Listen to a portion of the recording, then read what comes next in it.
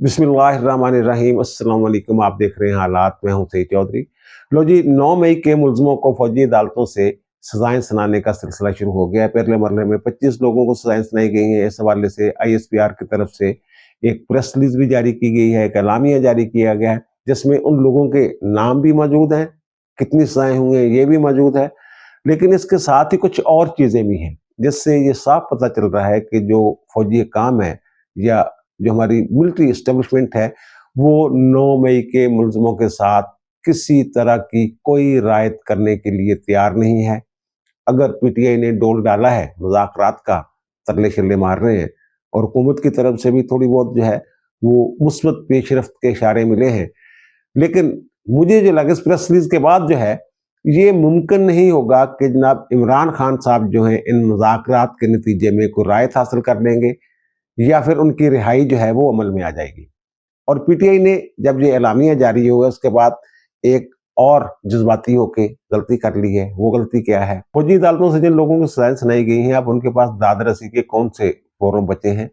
क्या वो फौरी तौर पे हाई कोर्ट से रिव्यू कर सकते हैं? इस हवाले से जो कानूनी आईनी पोजीशन है वो भी हम आपके सामने रखेंगे। इसके अलावा एक और बड़ा दिलचस्प मौजू है कि सुप्रीम कोर्ट के सीनियर तरीन जज मिस्टर जस्टिस सैयद मंसूर अली शाह साहब की एक और हसरत जो है वो दिल्ली में रह गई है। एक और कोशिश जो है वो नाकाम हो गई है। वो कोशिश क्या थी? क्या वो आईनी बेंच पर कब्जा करना चाहते हैं? ये एक बड़ी दिलचस्प रुदाद है जो हम आपके गोशगुजार करेंगे। लेकिन पहले फौजी अदालतों वाला जो है मामला, उसी को डिस्कस कर लेते हैं। ये जनाब ISPR की तरफ जो प्रेस रिलीज जारी हुई है उसके मुताबिक 25 लोगों को मुख्तलिफ सजाएं सुनाई गई हैं। एक तो ये 100 वाला है ना, उसमें हिस्सा, एक दूसरा हिस्सा है, वो आगे जाके डिस्कस करते हैं। तो वो जनाब उसमें उन्होंने ये बताया है कि जनाब 14 लोग जो हैं वो 10 साल तक उनको कैद की सजा सुनाई गई है। उनमें जिना हाउस, कोर कमांडर हाउस और मियाँ वाली वाला जो बेस पे, एयर बेस पे हमला हुआ था, वो लोग भी शामिल हैं। और इस वक्त जो है ये 60 लोग और हैं जिनका ट्रायल हुआ है। ये 105 के करीब लोग थे। सुप्रीम कोर्ट के हुक्म पे 20 जो हैं वो रिहा कर दिए गए थे कि जनाब जो बरी होने वाले हैं, जब सजाएं पूरी करके उन्हें रिहा कर दिया जाए। बाकी 85 बचे, उनमें से 25 को ये सजाएं सुना दी गई हैं। पीछे रह गए जनाब 60, और 60 में इमरान खान का जो भांजा है हसन नियाजी वो भी शामिल है। ब्रिगेडियर रिटायर्ड जवेद अकरम साहब हैं, वो भी हैं। इस तरह के कई एक मुलजमान जो हैं वो उसमें शामिल हैं जिनको अभी तक सजाएं जो है अनाउंस नहीं की गई, और बताया जा रहा है कि उनका ट्रायल भी मुकम्मल हो गया, बस सजाएं सुनाना जो है वो बाकी है। अब जो सजाएं सुनाई गई हैं जिन लोगों को, उनमें जैसा कि मैंने अर्ज किया कि 14 लोग जो हैं वो 10 साल तक सजा हुई है, एक साहब को 9 साल तक सजा हुई है, एक को 7 साल सजा हुई है, एक को 6 साल, फिर 4 साल, 3 साल, 2 साल, इस तरह की सजाएं हुई। जिसका जो किरदार था, जिन्होंने तोड़फोड़ की, लूटमार की, आग लगाई, वाज़ेह शहादतें उनके खिलाफ मौजूद थी, तो उन लोगों को ज्यादा सजाएं हुई हैं। जिनका किरदार कम था उनको जरा कम सजाएं हुई हैं। जब ये 9 मई वाला वाकया हुआ था तो PTA वालों ने, खासतौर पर इमरान खान साहब, ये बार बार कह रहे थे जनाब ये फॉल्स फ्लैग ऑपरेशन है, फौज ने खुद ही किया है, हमारे बंदे कहाँ हैं, दिखाएं, फुटेजेस दिखाएं, इस तरह की बातें शातें करते रहे ना। और फिर एक साहब थे इमरान महबूब, उनको भी 10 साल कैद की सजा हुई। जिना हाउस जो हमला है, कोर कमांडर लाहौर वाला हमला, उसमें वो मुलव्वस थे। तो वो साहब जो है वो गेट खुलवा रहे थे, तो ये कह रहे थे जनाब ये तो एजेंसियों का बंदा है, ये इमरान महबूब जो है। और अब जब उसे सजा हुई है तो फिर वो एजेंसियों का बंदा किधर गया? उस वक्त भी ये इंक्वायरी करके चीज सामने आ गई हुई थी कि जनाब वो एक होटल में मुलाजिम है और PTI का वो वर्कर है। PTI के लिए, इसी काम के लिए वो वहां गया था। और इसी तरह एक और साहब है हाशिर दरानी साहब, जनाब सोशल मीडिया में बड़ा शोर मचा हुआ जनाब, वो तो मासूम सा बच्चा है, पता नहीं क्या हो गया उसको, क्यों सजा हो गई, ये वो तो लोगों को रोक रहा था, वो लोगों को रोक रहा था। भाई वो साहब है जिन्होंने कोर कमांडर हाउस के ऊपर जो है अपना PTI का जो कौमी परचम उतार के वहां PTI का परचम लहराया था। और जो वहां गुफ्तगू करते रहे वो भी जरा सुन लीजिए वो क्या गुफ्तगू करते रहे। नहीं छोड़ेंगे, खान है, पाकिस्तान है, यहाँ जाम है। हाशिर दुरानी को 6 साल कैद की सजा हुई है। और इमरान खान जो कहा करते थे कि जनाब ये तो हमारे लोग ही नहीं है, ये जनाब दिखाएं, फुटेजेस दिखाएं, चेहरे दिखाएं, वो कौन है, हमारे लोग कौन है, हमने तो ये किया ही नहीं। अब जो इनकी क़यादत है वो कुछ और बात कर रही है। इमरान खान ने ये क्या कहा था, ये 14 जुलाई को उन्होंने एक वीडियो पैगाम जारी किया था इनके सोशल मीडिया पे, अपने सोशल मीडिया पे उन्होंने ये जारी किया था। वो क्या फरमा रहे हैं इस हवाले से वो जरा देख लीजिए। कोर कमांडर घर या जो भी जलाई हैं बिल्डिंग्स, उन सब के ऊपर एक्शन लेना चाहिए। मैं सबसे पहले कहता हूँ, और हमें कोई इन्फॉर्मेशन हो हम भी आपकी मदद करेंगे उनके ऊपर एक्शन लेने के लिए, क्योंकि हमने नहीं किया। 9 मई को जब इमरान खान को गिरफ्तार किया गया था और उसके बाद 11 मई को इन्हें सुप्रीम कोर्ट में पेश किया गया था, तो वहां अतर मिल्ला साहब ने इनसे पूछा था कि आप इसकी मजम्मत करते हैं 9 मई के सानिया की वाकयात की, तो इन्होंने मजम्मत नहीं की थी। और जो वीडियो पैगाम जो मैंने दिखाया आपको, इसका जो पहला हिस्सा उसमें ये कह रहे हैं कि जनाब मुझसे पूछते हैं कि जनाब लोग QH क्यों गए, वहां कोर कमांडर हाउस क्यों गए, वहां क्यों गए, वहां क्यों। वो कहते हैं जनाब जब मुझे कमांडो एक्शन के जरिए गिरफ्तार किया गया तो लोग कहाँ एहतजाज करते हैं, ये हमारा हक है। वो कहते हैं लेकिन हमने ये आग शाग नहीं लगाई, ये हमारा काम नहीं, एहतजाज करने पुरअमन एहतजाज हम कर रहे थे। लेकिन अब जब जो मैं कहना इनसे गलती हो रही है क़यादत से जज्बाती होके, तो अब जबकि इनको साइंस सुनाई गई है, तो इनकी जो क़यादत है, PTI की मौजूदा क़यादत जो है, जो जेल से बाहर है, उसने ऑन कर लिया इन लोगों को, इन मुजरिमों को, जिनको 25 लोगों को सजा सुनाई गई है ना, 25 लोगों को, उनको उन्होंने ऑन कर लिया है। ऑन कैसे कर लिया? उन्होंने ये कहा कि जनाब मसलन लतीफ़ खोसा साहब का बयान सामने आ गया है, इनके सलमान अकरम राजा साहब का बयान, उमर अयूब साहब का बयान, और जो बैरिस्टर गौहर अली खान साहब, ये सारे कह रहे हैं जनाब ये सजाएं जो हैं ये हम मुस्तरद करते हैं और हम इसके खिलाफ हाई कोर्ट और सुप्रीम कोर्ट में जाएंगे। इस तरह के मदीने वो दूसरे लफ्जों में ये तस्लीम कर रहे हैं कि ये लोग जो हैं जिनको ये सजाएं वगैरह हुई हैं ये हमारे ही लोग हैं। अब दूसरी जो बात है वो ये है कि जनाब अब जो मुजरिम जिनको सजाएं हुई हैं, तो क्या वो फौरी तौर पे हाई कोर्ट से रिव्यू कर सकते हैं? हाई कोर्ट से रिव्यू नहीं कर सकते, क्योंकि हाई कोर्ट से जो इन्होंने रिव्यू करना है वो करना है आइन के आर्टिकल 199 के तहत, 199 के तहत ये रिट जुडिक्शन में हाई कोर्ट से रिव्यू करते हैं। वो 3 सूरतों में ही जो मिलिट्री कोर्ट्स का फैसला है उसके खिलाफ ये रिव्यू कर सकते हैं, वो आगे जाकर मैं बयान करता हूं।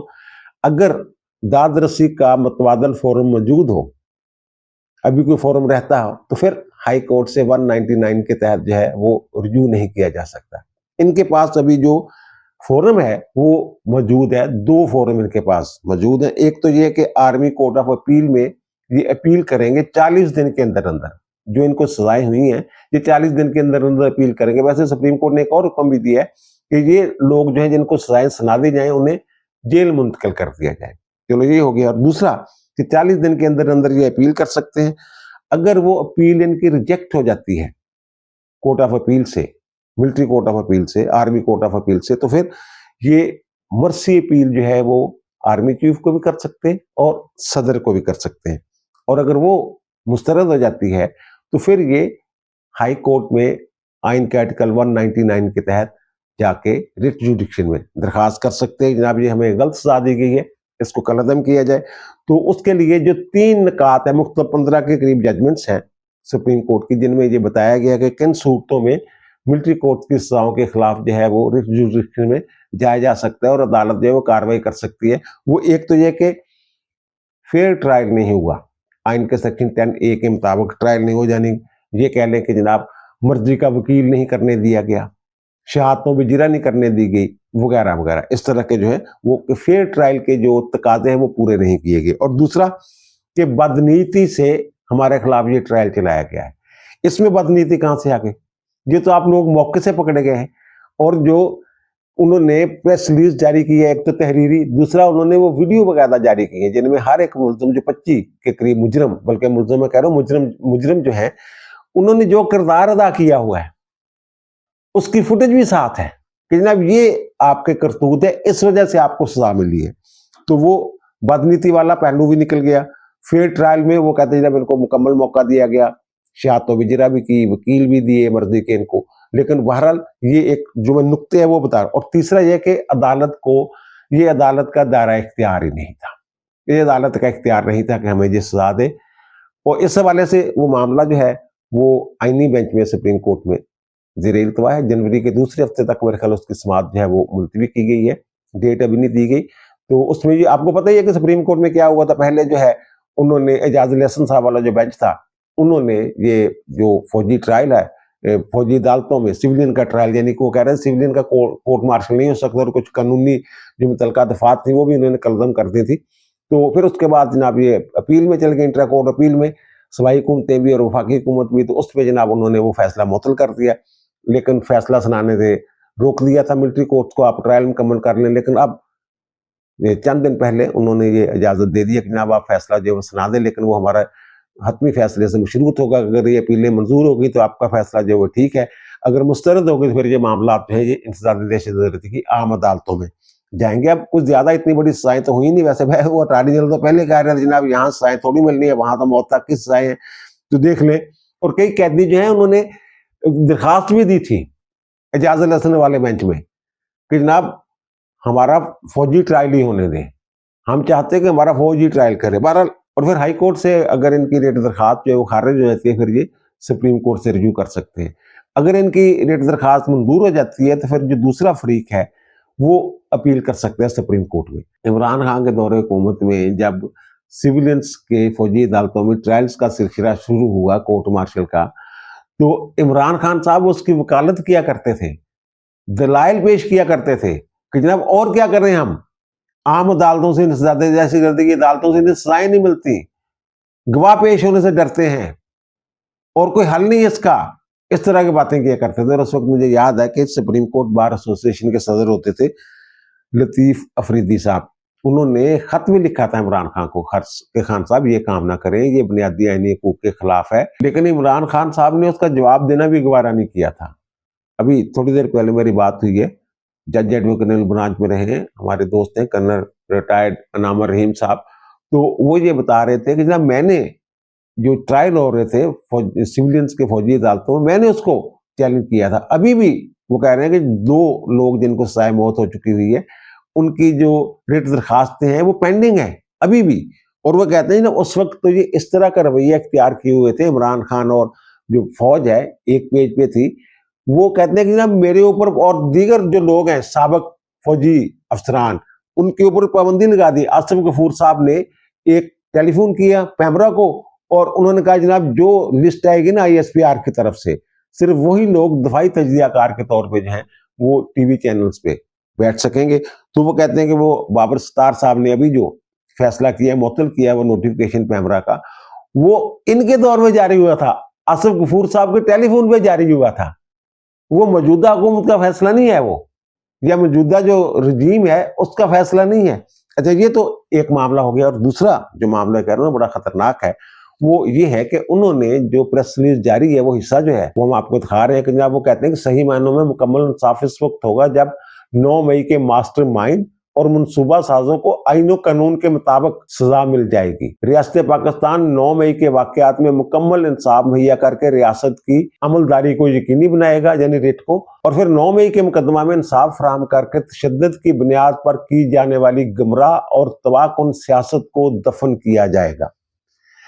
कौन कर रहा है ये सियासत जो है, तशद्दुद की सियासत? और 9 मई के मुकदमात में कौन सी सियासी जमात जो है वो कौन सी सियासी शख्सियत है जो ये हरकत कर रही है? सीधी सीधी बात है, सीधा सीधा इसका जवाब है इमरान खान साहब। और वो जो उन्होंने बात की है ना मास्टरमाइंड और मनसूबा साज, जब तक उनको सजा नहीं ना मिलेगी वो कहते हैं कि ये इंसाफ का अमल जो है ना ये मुकम्मल नहीं होगा। अब इसमें ये बहुत सारी शियातें मौजूद हैं जो उनसे ज़ाहिर है फैज़ हमीद साहब से भी इंक्वायरी हो रही है इस हवाले से, तो वहाँ इस तरह की शियातें मौजूद हैं कि मैंने पहले भी ये अर्ज किया था कि जनाब ये उन्होंने जो अहदाफ हैं फौजी तनसीबात पे हमले के, ये फैज़ हमीद साहब ने और इमरान खान साहब, और फिर उसके बाद इन लोगों के इकबाली बयान जिनको सजाए होंगे, अगर क्यों इकबाली बयानात की कोई अहमियत नहीं है कानूनी, क्योंकि वो कस्टडी में लिए गए, लेकिन उन्होंने नाम लिए हैं कि जनाब हमें ज़मान पार्क से ये हिदायत मिली थी, जनाब वहाँ पहुँचना है, इमरान खान साहब का नाम लिया है, यासमीन राशिद का नाम लिया है, इनकी लाहौर की क़यादत का नाम लिया है और कई लोगों के नाम लिए हैं। लेकिन इसमें एक नाम ऐसा है जो मिस है और वह है बुशरा बेगम का। बुशरा बेगम साहबा के खिलाफ जो है वो 9 मई के 23 मुकदमात हैं, इंसदाद दहशतगर्दी की अदालत में वो पेश हो गई हुई हैं, तो उनके खिलाफ 23 मुकदमात हैं। वो भी जो मास्टरमाइंड है ना, मास्टर्स जो हैं, जो मनसूबा साज हैं, उनमें वो खतून भी शामिल हैं। अगर 9 मई के मनसूबा का कोई मास्टरमाइंड नहीं है या मनसूबा साज नहीं है तो फिर ये कैसे मुमकिन है कि एक लीडर की गिरफ्तारी पर लोग जो हैं वो फौजी तनसीबात पर चढ़ दौड़े? ये अहदाफ उन्हें पहले से दिए गए थे। मुराद सईद का वो जो पैगाम है वो भी मौजूद है कि आपको अहदाफ बता दिए गए हैं, पहुंचे वहां पहुंचे वहां पहुंचे, तो वो अहदाफ पहले से मुकर्रर थे, ये हो नहीं सकता था। अब फैसलाबाद आईएसआई का जो दफ्तर है वहां हमला कर दिया गया। वहां फैसलाबाद में पूछे जाके लोगों से कि जनाब आईएसआई का दफ्तर कहाँ है, कोई नहीं बता सकेगा। 1000 में से एक आध आदमी जो है वो शायद बता सके। इन्होंने पूरी प्लानिंग के साथ वहां हमला किया और फिर कोर कमांडर हाउस लाहौर पे हमलावर हुए। फिर जो पाकिस्तान एयरफोर्स की बेस है मियां वाली, वहां पे हमलावर हुए और फिर जीएचक्यू पे हमला हुआ। जीएचक्यू के जो मुलजमन को भी सजाएं हुई हैं। बन्नू कैंट पे हमला कर दिया, मुल्तान कैंट चेक पोस्ट में हमला कर दिया और फिर पंजाब रेजिमेंटल सेंटर जो है मर्दान, वहां इन्होंने हमला किया। चिकदरा किला में ये हमलावर हुए और राहवाली में, गुजरांवाले में ये जाके जनाब हमलावर हो गए। इनको ये किसने बताया था कि जनाब यहाँ जाके आपने हमला करना है और फिर ये नतीजा निकलना उसका? ये तो जनाब फतह के इन्होंने तो जनाब वो कहते हैं कि झंडे लहरा दिए थे, जनाब हम जीत गए, इनकलाब आ गया, इस तरह की बातें। वो जो खतून है खतीजा शाह साहबा, जिनके खिलाफ 27 नवंबर को भी एक इंसदाद दहशतगर्दी एक्ट के तहत जो है मुकदमा दर्ज हुआ है, तो वो जो है वो इन्होंने जब ये जिना उसमें हमला किया है कोर कमांडर, उसके बाद उन्होंने एक ट्वीट किया था जनाब इनकलाब आ गया। तो ये लोग जो अब बहरहाल वो जनाब उनको चीफ जस्टिस साहब ने उनको जो जेल रिफॉर्म कहती है उसमें शामिल कर लिया गया है। 9 मई के हवाले से हमारी जो फौज है उसका बतौर अदारा जो मौक़िफ़ है वो सख्त से सख्तर होता जा रहा है। अब ये जो कह रहे हैं कि जब उस वक्त तक इंसाफ मुकम्मल नहीं होगा जब तक 9 मई के मास्टरमाइंड और मनसूबा साजों को सजा नहीं मिलेगी। और दूसरा जो एक और बात की, माजी में जो प्रेस कॉन्फ्रेंस करते थे डीजी एसपीआर या प्रेस रिलीज जारी होती थी या कोई एलामिया जारी होता था जो कोर कमांडर्स मीटिंग या फॉर्मेशन कमांडर्स की मीटिंग का, तो उसमें ये हुकूमत से मुतालबा किया करते थे जनाब कि इनको कैफरे किरदार तक पहुंचाने के लिए इकदाम किया जाए। लेकिन इस मरतबा उन्होंने क्या कहा है? इस मरतबा उन्होंने ये कहा है कि रियासत पाकिस्तान 9 मई के वाक़यात में मुकम्मल इंसाफ मुहैया करके रियासत की अमलदारी को यकीनी बनाएगी। यानी एक कदम आगे चले गए ना, और ये इस सोच में बैठे हुए हैं कि जनाब शायद इमरान खान धमकी देंगे सिविल नाफरमानी की और वो जनाब नाम लेट हो जाएगी हुकूमत भी और ये भी और वो भी। तो इस प्रेस रिलीज के बाद ये पूरे वसूख के साथ कहा जा सकता है कि 9 मई वालों के लिए कोई नरम गोशा, कोई रायत उधर नहीं है। और ये मैं एक विलाग में कह चुका हूं कि हमारे मौजूदा वज़ीर आज़म साहब जो हैं वो किसी तौर भी, शहबाज शरीफ साहब, इस हवाले से 9 मई के हवाले से फौज की मंशा के खिलाफ नहीं जाएंगे। और फिर फौज की मंशा जो है इस प्रेस रिलीज से ज़ाहिर है। और फिर ये जो मुज़ाकरात 9 मई को छोड़ दें, बाकी कोई आपने बात करनी है ठीक है, मुल्क में इससे काम आना चाहिए, करें बात, ये वाला इशू आपने नहीं लेना बीच में। ये मैं पहले भी कह चुका हूँ अपने एक विलाग में। अच्छा, आखिर में जनाब जस्टिस सैयद मंसूर अली शाह साहब जुडिशल कमीशन वाला जो मामला है ना, वो उस पर आते हैं। तो इन्होंने एक खत लिखा जुडिशल कमीशन को, जिसका इजलास था, तो उसमें इन्होंने ये कहा कि जनाब ये जो आईनी बेंच आप बनाते हैं ना, तो उसमें जजों की तैनातियों का कोई मैकेनिज्म होना चाहिए, कोई रूल शूल बनाए उसके। उसमें कहते हैं जनाब किसी जज ने आइन की तशरीह के कितने फैसले लिखे हैं, ये पैमाना होना चाहिए। अच्छा, ये अमीर दिल खान साहब जो हैं, इनको तो अब बेंच में उमरता बंदयाल साहब के दौर तक इनको शामिल ही नहीं किया जाता था। वो तो एक हम ख्याल जजों पर मुश्तमिल बेंच बनता था और वही फैसले लिखते थे, वही फैसले करते थे। तो फिर आप ये पैमाना कैसे मुकर्रर कर सकते हैं? और दूसरा उन्होंने ये कहा कि जनाब जो इंटेलिजेंस एजेंसियों की रिपोर्टें हैं ना, जजों के तकर्रर के हवाले जो हाई कोर्ट्स में एडिशनल जज मुकर्रर होते हैं जब, तो वो जनाब वो रिपोर्टों वाला सिलसिला बंद किया जाए, तो गलत इस्तेमाल हो जाएगा। पहले भी वो कहते हैं जुडिशल कमीशन में जनाब जो इंतजामिया के लोग हैं, एग्जेक्टिव के लोग ज्यादा हैं, वो मैंने कह चुका हूँ एग्जेक्टिव के लोग, पता नहीं किनको एग्जेक्टिव के लोग कह रहे हैं, मंसूर अली शाह साहब। तो वो एजेंसियों वाला जो इंटेलिजेंस इदारों की रिपोर्ट्स वाला है, वो तो उन्होंने कहा है जुडिशल कमीशन ने कि जनाब ठीक है, वो हमारी सवाबदीद होगा, हम उनको माने ना माने, मंगवाएं ना मंगवाएं, ये जुडिशल कमीशन का जो है वो कहते हैं सवाबदीद भी होगा। ये बिल्कुल बंद नहीं किया जा सकता सिलसिला, और ये भी लाजम नहीं है कि लाजमी तौर पे उनका जायजा लिया जाए। अच्छा ना, ये जुडिशल कमीशन के 2 सेशन हुए हैं। पहला सेशन तो 11 बजे से रात 7 बजे तक चला है, जिसमें तजावीज़ जो पेश की गई थी रूल्स कमेटी की तरफ से, तो उनका जायजा लिया गया। एक-एक रूल जो है उस पे बहस हुई, उसके बाद मंजूरी दी गई। उसमें ये भी फिर तय पाया कि जनाब जो हाई कोर्ट के चीफ जस्टिस के लिए 3 जज जो हैं, उनके नाम सीनियर 3 उनके नाम देने को रहेंगे, और फिर जो नज़रअंदाज किया जाएगा सीनियर 3 जज को, अगर नज़रअंदाज किया जाता है तो फिर उसकी वजूहात बयान करने होंगी जुडिशल कमीशन को, जनाब इसलिए हम इस बंदे को है वो चीफ जस्टिस मुकर्रर नहीं कर रहे। और दूसरा ये कि जो हाई कोर्ट्स में एडिशनल जजेस मुकर्रर होते हैं, तो उनके मेडिकल का मामला था कि मेडिकल टेस्ट होगा उनका जनाब, दिमागी और जिस्मानी, तो वो उन्होंने कहा नहीं, ये नहीं होगा। और इसी तरह अगर हाई कोर्ट से सुप्रीम कोर्ट में एक असामी के वजह 5 जजों के नाम जो है वो ज़ेरे गौर रहेंगे। ये तो हो गया पहले सेशन में। जुडिशल कमीशन का दूसरा सेशन हुआ ना, वो जो सुप्रीम कोर्ट से मुतल्लिका जुडिशल कमीशन है, वो 13 अरकान पर जो मुश्तमिल है, वो जनाब उसमें ये जो मंसूर अली शाह साहब चाहते हैं जनाब आईनी बेंच में जजों का तकर्रर कैसे हो, रूल्स बनाए, मैकेनिज्म बनाए, तो वो इनकी जो है नहीं सुनी गई। वहाँ पे कोशिश बड़ी की इन्होंने जनाब ऐसा हो जाए। वहाँ जो है वो इख्तलाफ हो गया जनाब, जो ज़ाहिर है सुप्रीम कोर्ट के 5 जज उसमें शामिल हैं, तो 4 जज जो हैं वो एक तरफ हो गए मंसूर अली शाह साहब के मौक़िफ़ की हिमायत में, और 2 जो अपोजिशन के लीडर हैं, वहाँ जो पार्लिमानी कमेटी वाले जो लोग उधर गए हुए हैं, वो बैरिस्टर गौहर और अली ज़फ़र साहब, वो उनके साथ मिल गए, यानी वो 6 हो गए। और अमीनुद्दीन खान साहब जो हैं वो अटॉर्नी जनरल और जो वज़ीर कानून हैं, उनकी तरफ आ गए, तो वो जनाब उनके साथ इस तरह यानी कि वो 7 लोग जो हैं, वो 4 जज और 2 पीटीआई के जो अरकान हैं, वो 6 एक तरफ उन्होंने जनाब मुखालफत की, और जो 7 बाकी अरकान थे उन्होंने हमायत की कि अमीनुद्दीन की सरबराही में इस वक्त जो आईनी बेंच काम कर रहा है, ये मज़ीद 6 माह तक, यानी तस्वीर दे देगी कि 6 माह तक मज़ीद यही बेंच जो है ये काम करता रहेगा। अब जो सैयद मंसूर अली शाह फार्मूला लेके आए थे, उसके तहत तो जनाब ये बेंच जो है ये तितर-बितर हो जाना था। इसमें फिर सारे वो पुराने हम ख्याल जो थे, वो सारे लोग बेंच में आने चाहिए थे फिर। लेकिन ये यानी अगर इनके फार्मूले को मान लिया जाता, फिर तो मंसूर अली शाह साहब उस बेंच के हेड होते, मुनीब अख्तर साहब भी उसमें शामिल होते। उन्होंने ये नहीं लिखा कि जनाब रीराइट कितने जज लोगों ने किया है आइन को, वो कहते हैं आइन की तशरीह कितने लोगों ने की है।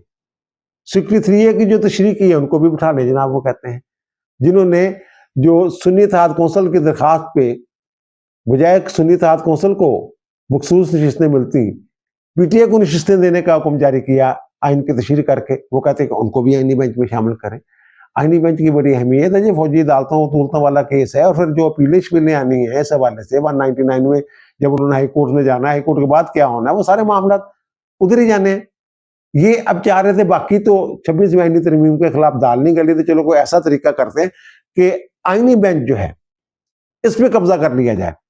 ये हम ख्याल, पुराना हम ख्याल बेंच, उन अरकान को बीच में शामिल करके जनाब फिर यहाँ हम जो है फिर अपनी मर्जी करें वही करें। लेकिन दूसरी तरफ से उन्होंने मज़ाहमत की, शदीद मज़ाहमत की, 7 लोग एक तरफ हो गए, ये 6 रह गए, और फैसला जो है वो यही हुआ कि अमीनुद्दीन खान साहब वाला जो बेंच है ये कंटिन्यू करेगा मज़ीद 6 माह। फिर दोबारा जनाब इजलास होगा, फिर देखेंगे। अब दीजिए मुझे इजाज़त, इंशाअल्लाह दोबारा मुलाकात होगी नए व्लॉग के साथ। अल्लाह ताला आप पर, मुझ पर, हम सब पर मेहरबान रहे। अल्लाह हाफ़िज़।